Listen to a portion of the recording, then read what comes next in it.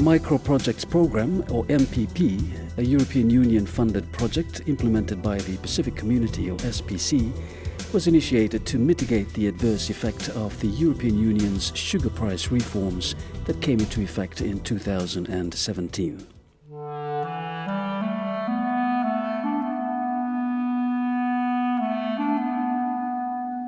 On the 20th of February 2016, Category 5 Tropical Cyclone Winston struck the Fiji Islands, causing extensive damage and killing 43 people. Total damage is estimated at 1 billion Fijian dollars, the equivalent of 460 million US dollars. In response to these impacts, the European Union and SPC facilitated a redesign of the MPP project to reorient activities to support the recovery needs of communities in the sugarcane belt, which had been affected by TC Winston. There's two key result areas that we're focused on. One is to improve access to affordable electricity and income generating opportunities, and the other was to improve access to improved water and sanitation facilities, in particular in the schools in the cane belt area. There's an additional component that also comes under the WASH element, which is hydrogeological surveys in 6 communities in the cane belt areas as well.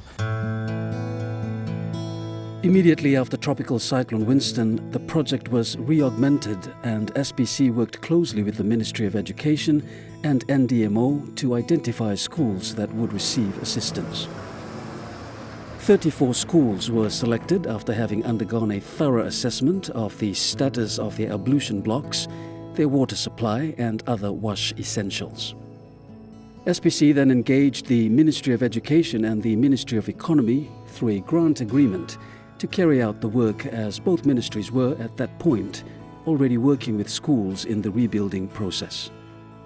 WASH is an abbreviation that stands for water, sanitation and hygiene. So that's to do with water. That is the improvement of the quality of water in schools, anything to do with water.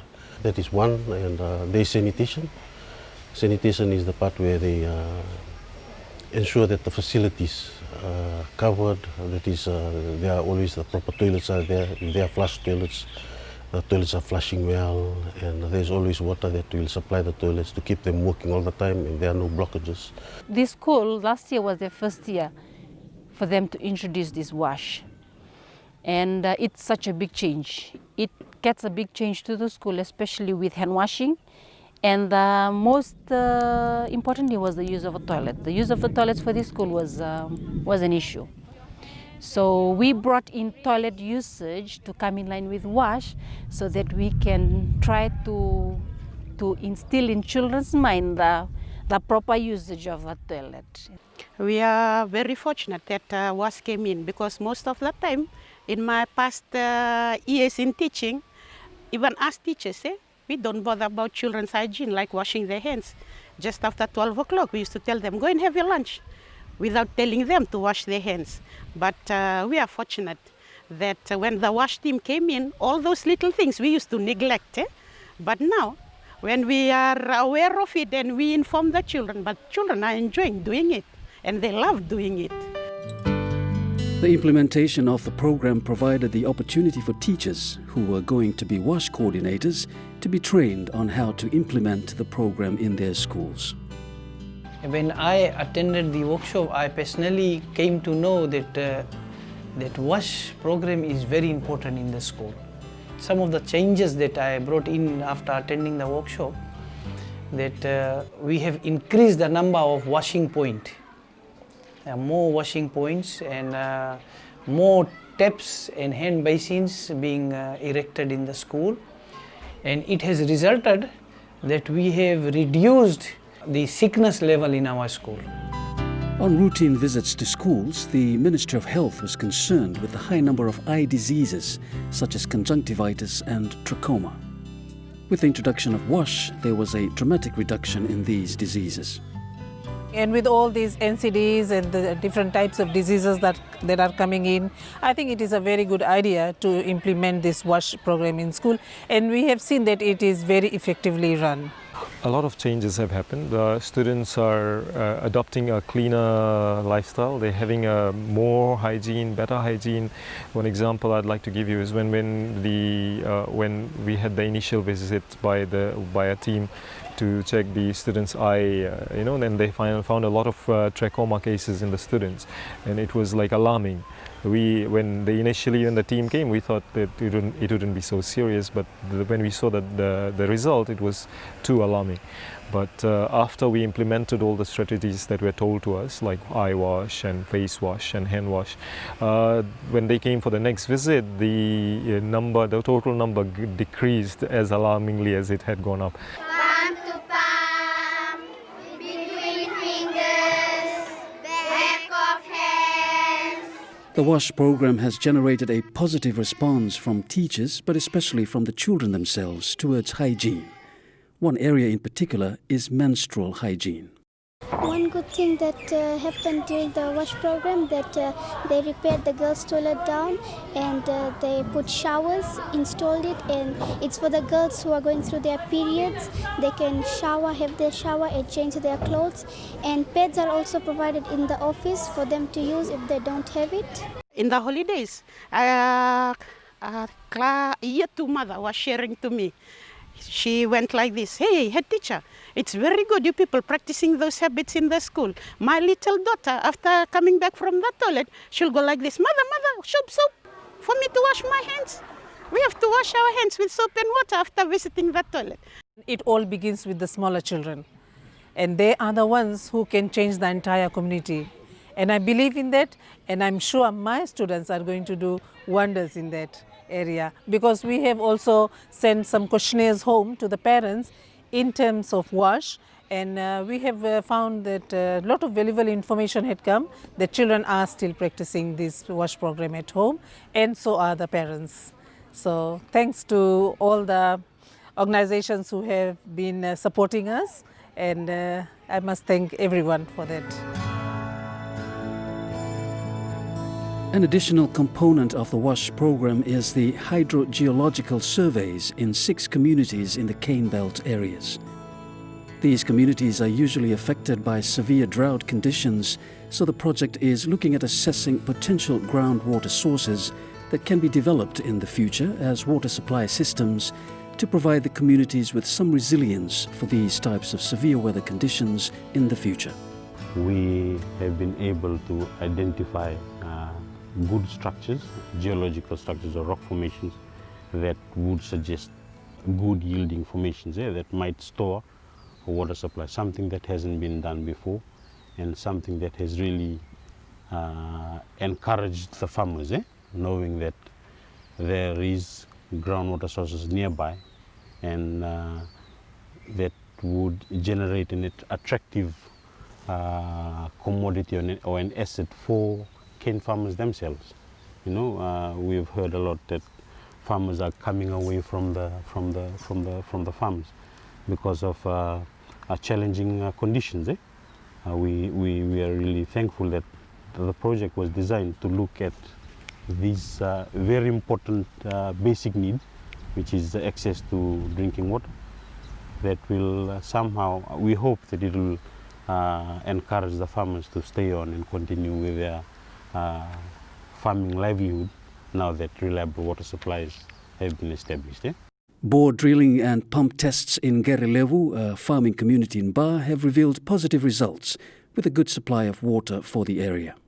The response of the community with regards to the hydrogeological assessment was very positive. They were very cooperative, and they're very grateful for the assistance that is being provided by government and SPC.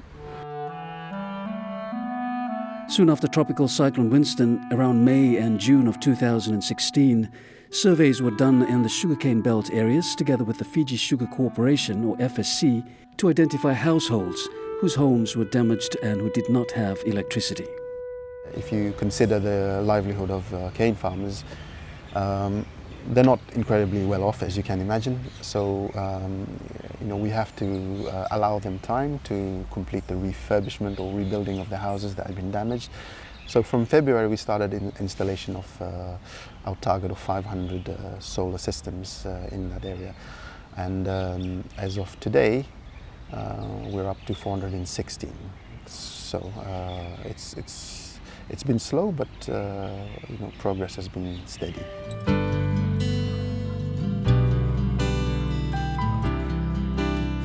Joanna Seliku and her husband Ngelenika Kula were among the beneficiaries. Living in a remote area, they could not express their gratitude enough at the installation of their solar system.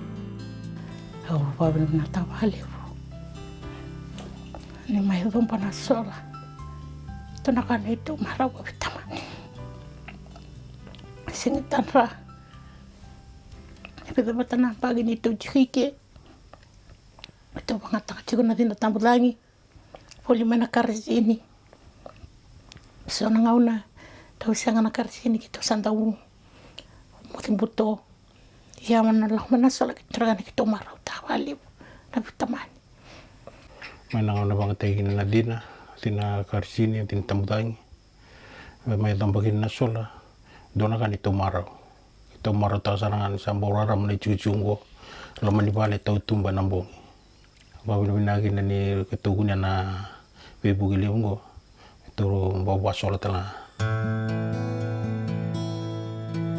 In Rakiraki, nestled beautifully into the hills in a place nicknamed Everest, is the house of Vijay Pratap. Vijay and his family were overjoyed that they could now have permanent electricity completely free. It's just like we are in heaven. I drink all night, gorog, for that happiness. जैसे कि पहले हम लोग kerosene light use करो, benzene light use करते रहा, तब अब है पहले केरोसिन चाहिए, बेंजीन मांगो रहो, अब है तो बटन दबाओ, switch on. We are used in the kerosene lantern and everything, but my family, my kids are very happy and they are thankful to this European Union and also the solar community. इस गांव के तरफ से मैं बार बार धन्यवाद दे रही हूँ European union को और SPC सभी को मैं बार बार धन्यवाद दे रही हूँ. One of the original components of the MPP program that was linked to the rural electrification component was to look at the type of livelihood or income generating activities that farmers were engaged in. We engaged with Oxfam eventually, and there was some assessments done on the training, reassessments done on the training needs.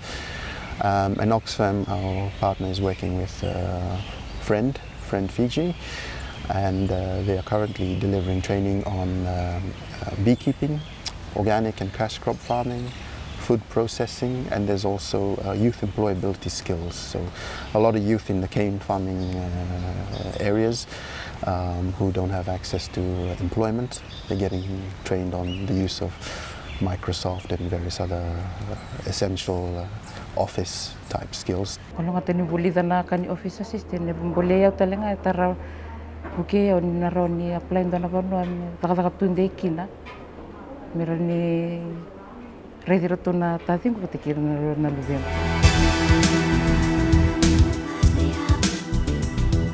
The Micro Projects program has made a huge impact to the lives of families in Fiji's sugarcane belt areas.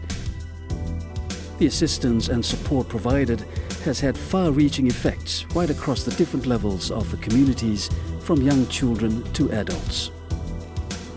Children are learning proper hygiene, young men and women are learning new skills through the income generation training, and the electrification from solar power have had a dramatic effect and changed the lives of many families and made an enormous and positive difference to their lives.